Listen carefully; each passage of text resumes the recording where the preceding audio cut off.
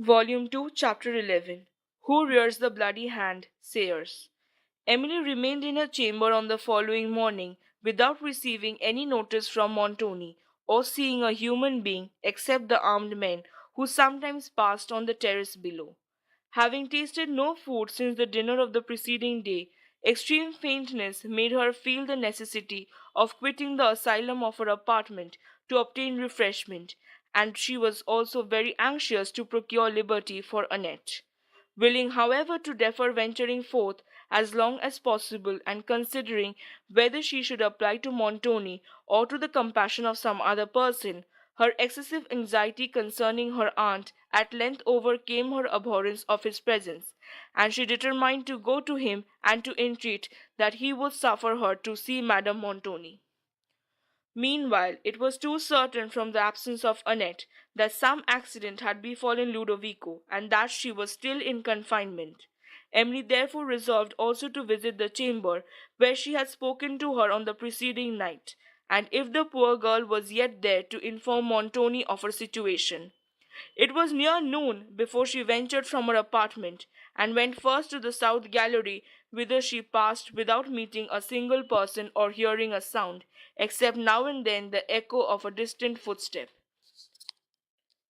It was unnecessary to call Annette, whose lamentations were audible upon the first approach to the gallery, and who, bewailing her own and Ludovico's fate, told Emily that she should certainly be starved to death if she was not let out immediately. Emily replied that she was going to beg her release of Montoni, but the terrors of hunger now yielded to those of the Signor, and when Emily left her, she was loudly entreating that her place of refuge might be concealed from him.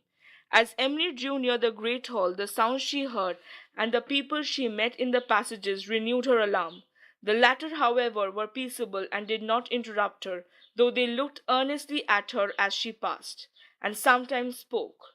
On crossing the hall towards the cedar room where Montoni usually sat, she perceived on the pavement fragments of swords, some tattered garments stained with blood, and almost expected to have seen among them a dead body, but from such a spectacle she was at present spared.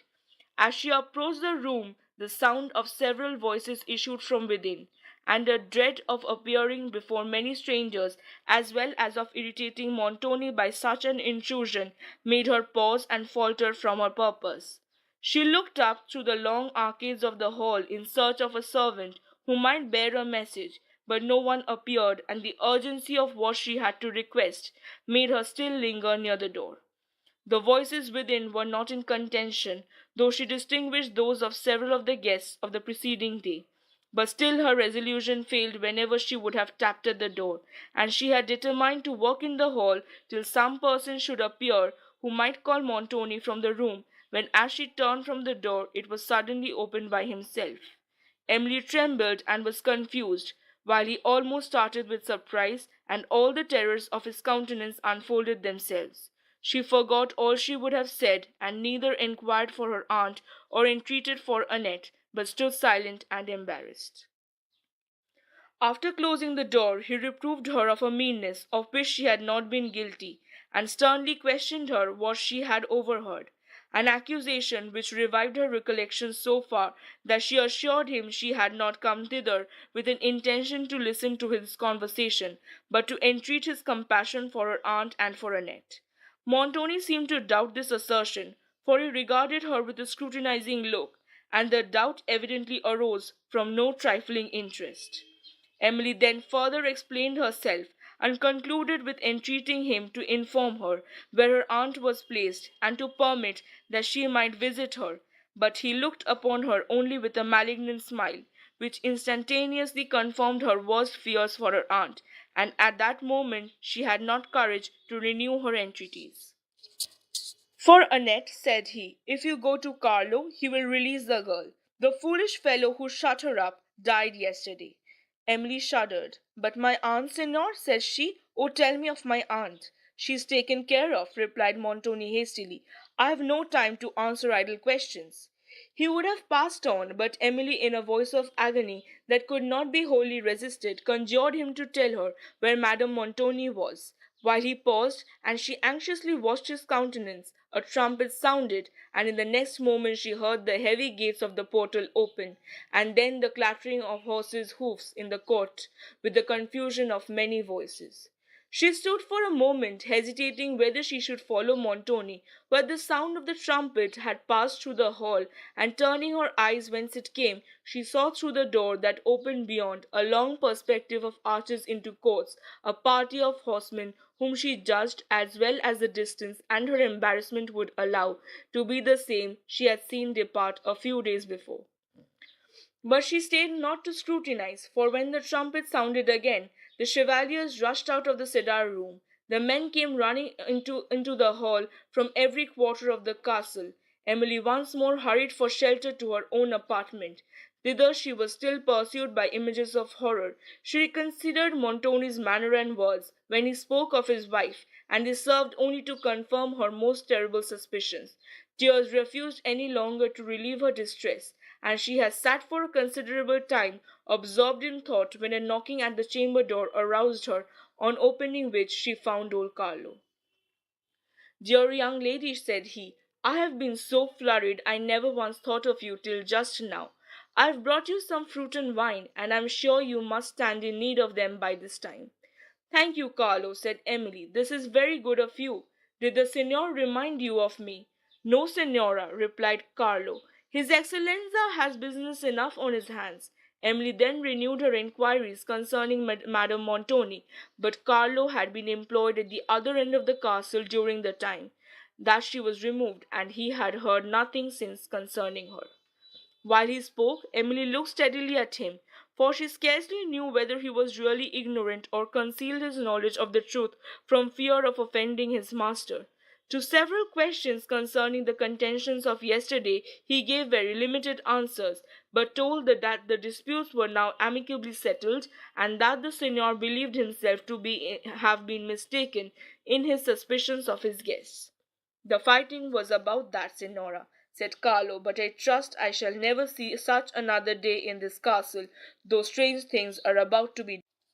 On her inquiring his meaning, "Ah, signora," added he, "it is not for me to betray secrets or tell all I think, but time will tell." She then desired him to release Annette, and having described the chamber in which the poor girl was confined, he promised to obey her immediately, and was departing when she remembered to ask who were the persons just arrived.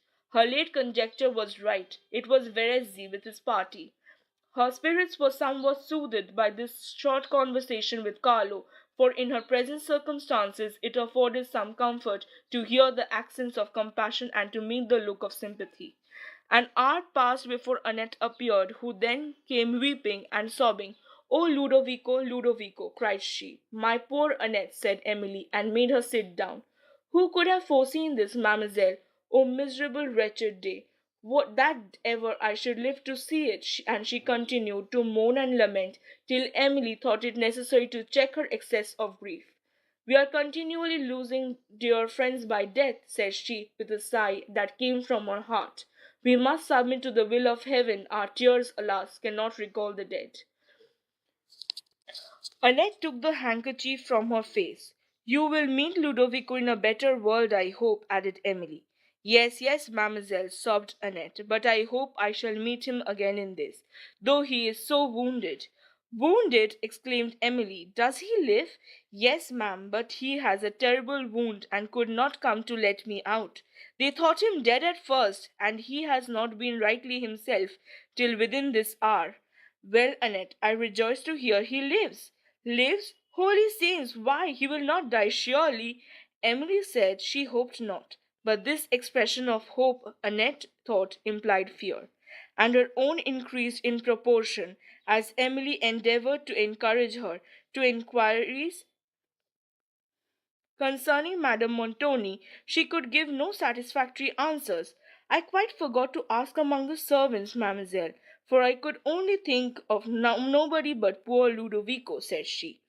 Annette's grief was now somewhat assuaged, and Emily sent her to make inquiries concerning her lady, of whom, however, she could obtain no intelligence, some of the people she spoke with being really ignorant of her fate, and others having probably received orders to conceal it. This day passed with Emily continued in continued grief and anxiety for her aunt, but she was unmolested by any notice from Montoni. And now that Annette was liberated, she obtained food without exposing herself to danger or impertinence.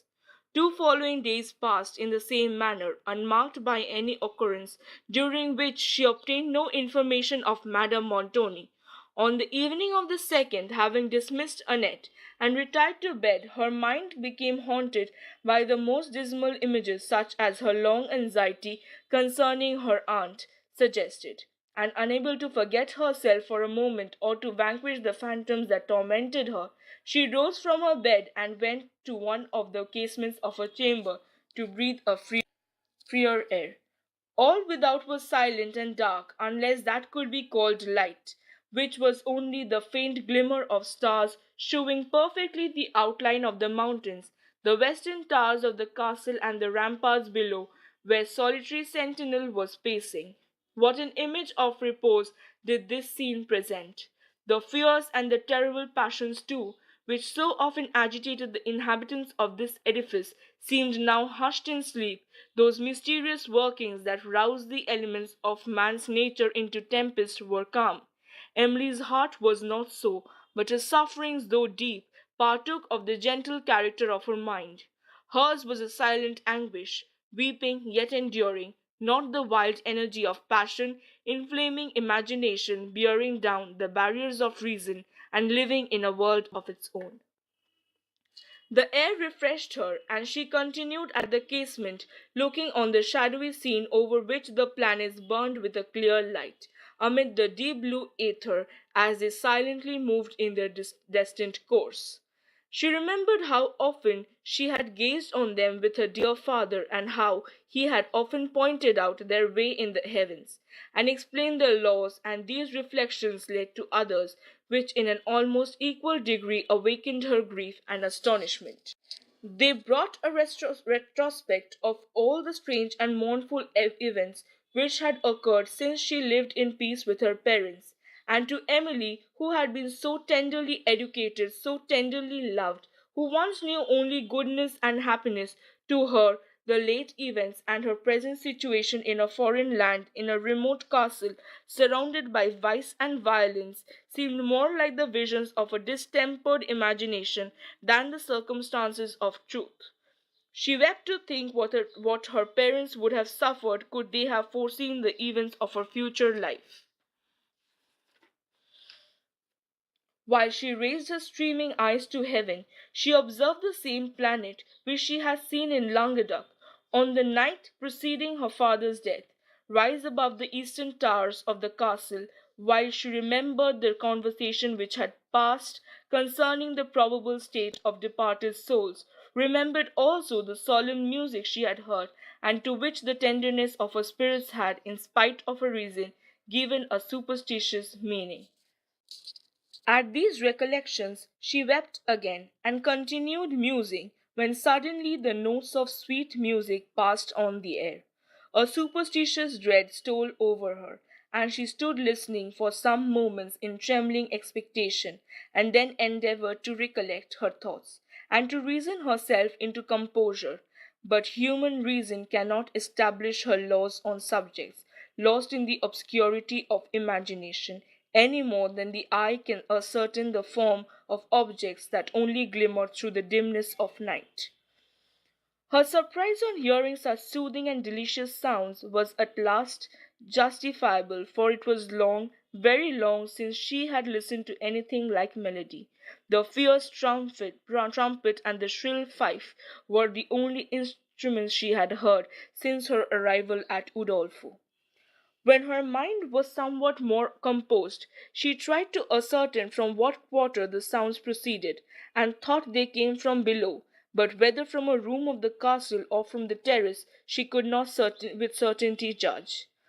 Fear and surprise now yielded to the enchantment of a strain that floated on the silent night with the most soft and melancholy sweetness. Suddenly it seemed removed to a distance, trembled faintly, and then entirely ceased.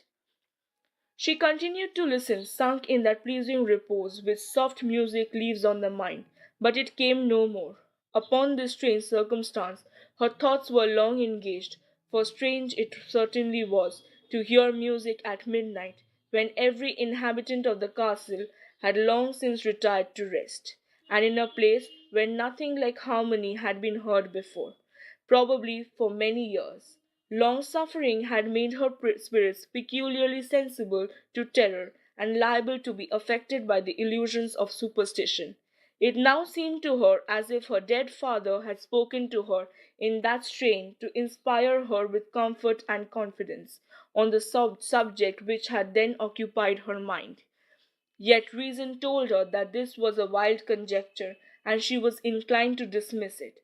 But with the inconsistency so natural when imagination guides the thoughts, she then wavered towards a belief as wild.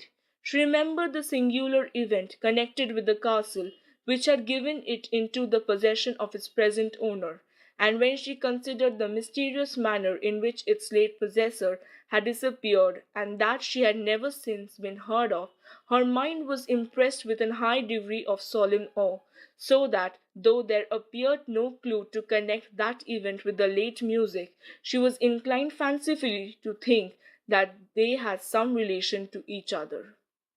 At this conjecture, a sudden chillness ran through her frame, and she looked fearfully upon the duskiness of her chamber, and the dead silence that prevailed there heightened her fancy to its gloomy aspect. At length she left the casement, but her steps faltered as she approached the bed, and she stopped and looked around. The single lamp that burnt in her spacious chamber was expiring. For a moment she shrunk from the darkness beyond, and then, ashamed of the weakness, which however she could not wholly conquer, she went forward to the bed, where her mind did not soon know the soothings of sleep. She mused on the late occurrence, and looked with anxiety to the next night, when at the same hour she determined to watch whether the music returned. If those sounds were human, said she, I shall probably hear them again.